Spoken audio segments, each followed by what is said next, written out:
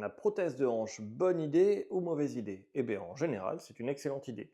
Si tu souffres le martyre quand tu marches, que c'est terrible à chaque pas, dis-toi qu'il est nécessaire de se faire opérer, hein. Si on fait des radios et qu'on voit que ta hanche est vraiment dans un sale état, se faire opérer, c'est vraiment une bonne chose. Le mieux que tu as à faire, c'est de demander vraiment à ton docteur, hein. Il va te dire, hein, on a des tests pour ça, quand tu es en stade 4 d'arthrose, il te reste que l'opération. Et tu vois qu'entre avant et après, avant, tu n'arrives pas à marcher, tu as tout le temps mal, et après, ben, tu arrives à marcher sans gêne, sans douleur. Et c'est ça vraiment qui est top, tu vois. Alors oui, tu as la rééducation, oui, il peut y avoir des conséquences, mais n'oubliez pas qu'à chaque fois qu'on se fait opérer, c'est bénéfice-risque. Donc si tu marches pas du tout, que tu peux plus rien faire, le bénéfice, il est énorme.